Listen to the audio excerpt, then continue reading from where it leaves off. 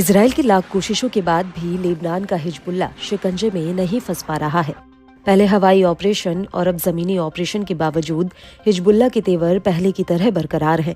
अपने शीर्ष नेताओं के मारे जाने के बाद भी हिजबुल्लाह लड़ाके बेतहाशा इजराइल पर हमलावर हैं। अपने एडवांस हथियारों के दम पर हिजबुल्लाह इजराइल को कड़ी टक्कर दे रहा है। हिजबुल्लाह के घातक ड्रोन और मिसाइल रॉकेटों ने इजराइल के सबसे सुरक्षित माने जाने वाले एयर डिफेंस सिस्टम की भी काट निकाल ली है। एक बार फिर लेबनान के प्रतिरोध ने इजरायली बलों की साख पर सवालिया निशान उठाए। समूह ने बताया कि लड़ाकों ने दक्षिणी लेबनान के एक फ्लैश पॉइंट शहर में हमलावर इजरायली सैनिकों पर 7 हमले किए।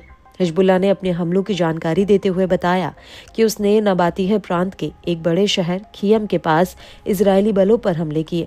हमलों से पहले लेबनान की नेशनल न्यूज एजेंसी ने बताया था कि इजरायली सेना शहर में घुसपैठ के दौरान घरों और आवासीय इमारतों को उड़ा रही है।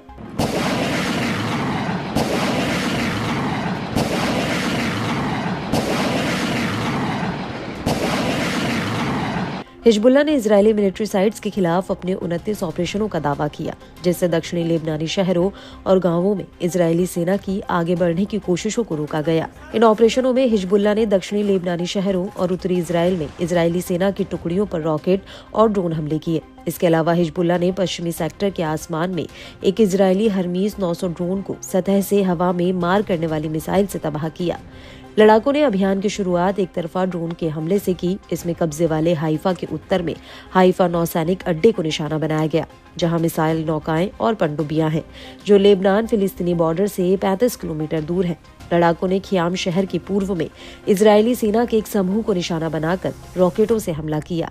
लड़ाकों ने इजरायली कफर युवाल बस्ती के उत्तर में इजरायली सैनिकों को निशाना बनाकर 2 अलग अलग रॉकेट हमले किए।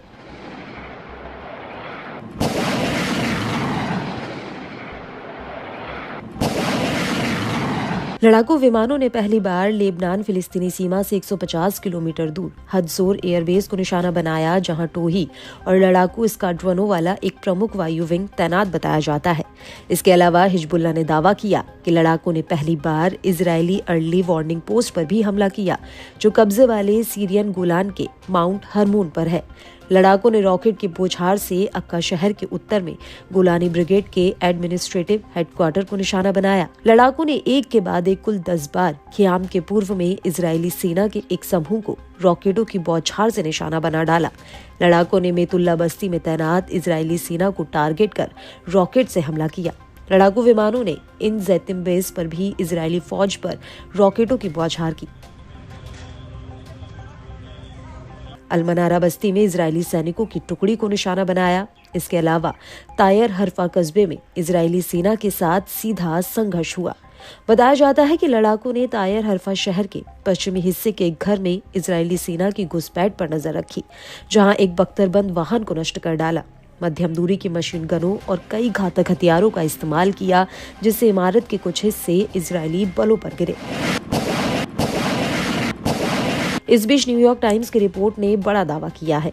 अमेरिकी अधिकारियों के हवाले से बताया गया कि इजराइल हिजबुल्लाह के कम दूरी के रॉकेट को काबू नहीं कर पा रहा। इजराइल का एयर डिफेंस सिस्टम हिजबुल्लाह के हमलों के सामने विफल रहा है। दरअसल लड़ाके उत्तरी इजराइल को लगातार अपना निशाना बनाते रहते हैं। बता दें कि ये इलाका सबसे ज्यादा हिजबुल्लाह के हमलों का शिकार रहा है। इसके चलते उत्तरी इजरायली बस्तियों के लोग सुरक्षित अपनी बस्तियों में नहीं लौट पा रहे हैं। वहीं लेबनान के स्वास्थ्य मंत्रालय ने कहा कि पूर्वी बेका वैली में इजरायली हमलों में कम से कम 22 लोगों की जान गई। अक्टूबर 2023 से लेबनान पर इजरायली हमले में मरने वालों की संख्या 3,500 से ज्यादा हो गई है। इसके अलावा 15,000 से अधिक लोग घायल हुए हैं। इनमें से अधिकतर पिछले महीने तेज हुए हवाई और जमीनी हमलों के दौरान अपनी जान गंवा चुके हैं।